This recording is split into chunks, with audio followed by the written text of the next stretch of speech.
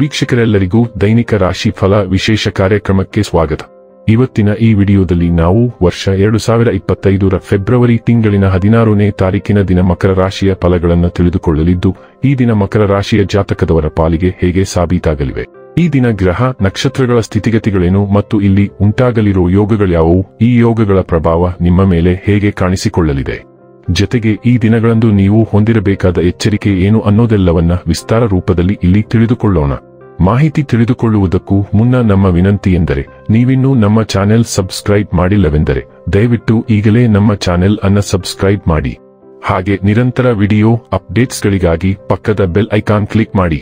ವಂಶ ಪಾರಂಪರ್ಯ ಜ್ಯೋತಿಷ್ಯರು ನಂಬರ್ 1 ವಶೀಕರಣ ಸ್ಪೆಷಲಿಸ್ಟ್. ವೃತ್ತಿ, ಉದ್ಯೋಗ, ಮದುವೆ, ಹಣಕಾಸಿನ ಸಮಸ್ಯೆ, ವ್ಯಾಪಾರ, ಆರೋಗ್ಯ ಸಮಸ್ಯೆಗಳಿಗೆ ಫೋನಿನ ಮೂಲಕ ಪರಿಹಾರ. ಇಂದೇ ಕರೆ ಮಾಡಿ. ವೀಕ್ಷಕರೇ, ದೈನಿಕ ರಾಶಿ ಫಲಗಳನ್ನು ತಿಳಿದುಕೊಳ್ಳುವುದಕ್ಕೂ ಮುನ್ನ ಈ ದಿನ ಗ್ರಹ ನಕ್ಷತ್ರ ತಿಥಿಗಳ ಮಾಹಿತಿ ಮತ್ತು ಯೋಗಗಳ ಕುರಿತು ನೋಡೋಣ. ಈ ದಿನವು ಭಾನುವಾರದ ದಿನವಾಗಿರಲಿದ್ದು, ಮಾಘ ಮಾಸದ ಕೃಷ್ಣ ಪಕ್ಷದ ಚೌತಿಯ ತಿಥಿ ಇರಲಿದೆ. ಚೌತಿ ತಿಥಿಯು ಈ ದಿನ ರಾತ್ರಿಯ 2:15 ಇರಲಿದ್ದು, ನಂತರದಲ್ಲಿ ಪಂಚಮಿ ತಿಥಿ ಪ್ರಾರಂಭವಾಗಲಿದೆ. ಜೊತೆಗೆ ಈ ದಿನ ರಾತ್ರಿಯ 4:31 ಹಸ್ತ ನಕ್ಷತ್ರದ ಗೋಚರವಿರಲಿದ್ದು, ನಂತರದಲ್ಲಿ ಚೈತ್ರ ನಕ್ಷತ್ರದ ಗೋಚರ ಪ್ರಾರಂಭವಾಗಲಿದೆ. ಜೊತೆಗೆ ಈ ದಿನ ಬೆಳಿಗ್ಗೆಯ 8:06 ಧೃತಿ ಹೆಸರಿನ ಯೋಗ ಇರಲಿದ್ದು, ನಂತರದಲ್ಲಿ ಶೂಲ ಹೆಸರಿನ ಯೋಗ ಪ್ರಾರಂಭವಾಗಲಿದೆ. ಇನ್ನು ಚಂದ್ರದೇವನು ಈ ದಿನ ಕನ್ಯಾರಾಶಿಯಲ್ಲಿ ಗೋಚರಿಸಲಿದೆ. ಅದೇ ಸೂರ್ಯದೇವನು ಈ ದಿನ ಕುಂಭರಾಶಿಯಲ್ಲಿ ಗೋಚರಿಸಲಿದ್ದಾನೆ.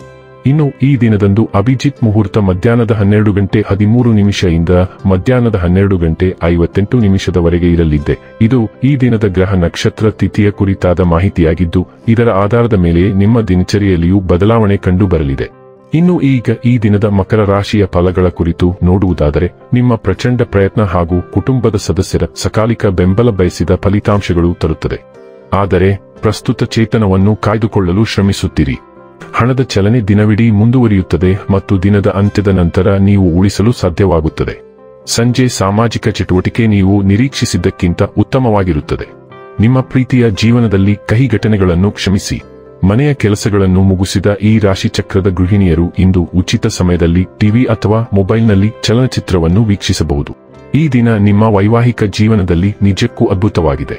ನೀವು ನಿಮ್ಮ ಸಂಗಾತಿಯನ್ನು ಎಷ್ಟು ಪ್ರೀತಿಸುತ್ತೀರಿ ಎಂದು ಅವರಿಗೆ ತಿಳಿಯಲಿ.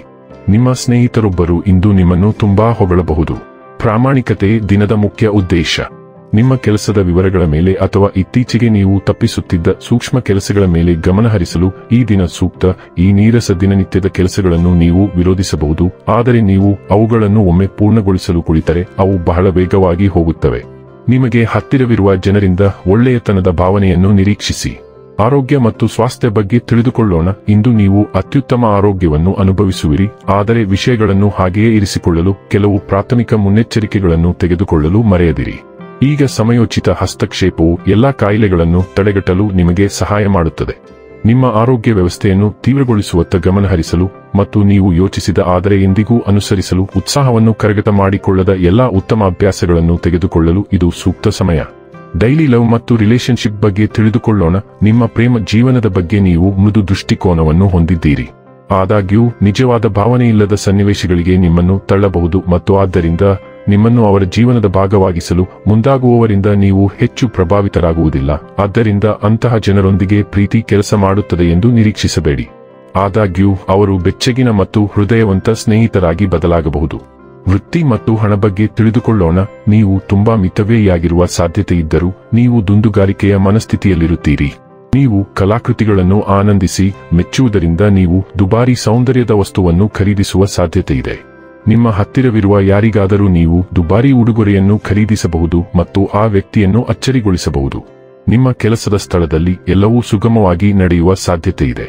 ಇನ್ನು ಕೊನೆಯದಾಗಿ ಈ ದಿನ ಮಾಡಿಕೊಳ್ಳಬೇಕಾದ ಉಪಾಯಗಳ ಕುರಿತು ನೋಡುವುದಾದರೆ, ಉತ್ತಮ ಆರೋಗ್ಯಕ್ಕಾಗಿ ಬಡ ಮತ್ತು ನಿರ್ಗತಿಕ ವಿದ್ಯಾರ್ಥಿಗಳಿಗೆ ಪೆನ್, ನೋಟ್ಬುಕ್, ಪೆನ್ಸಿಲ್ ಮುಂತಾದ ಲೇಖನ ಸಾಮಗ್ರಿಗಳನ್ನು ವಿತರಿಸಿ. ವೀಕ್ಷಕರೇ, ಇದಾಗಿತ್ತು ಮಕರ ರಾಶಿಯ ಜಾತಕದವರ ದೈನಿಕ ರಾಶಿ ಫಲದ ಮಾಹಿತಿ ಇಷ್ಟವಾದರೆ ವಿಡಿಯೋವನ್ನು ಲೈಕ್ ಮತ್ತು ಶೇರ್ ಮಾಡಿ. ಹಾಗೆ ಚಾನೆಲ್ ಸಬ್ಸ್ಕ್ರೈಬ್ ಮಾಡುವುದರ ಜೊತೆಗೆ ನಿರಂತರ ವಿಡಿಯೋ ಅಪ್ಡೇಟ್ಸ್ಗಳಿಗಾಗಿ ಪಕ್ಕದ ಬೆಲ್ ಐಕಾನ್ ಕ್ಲಿಕ್ ಮಾಡಿ.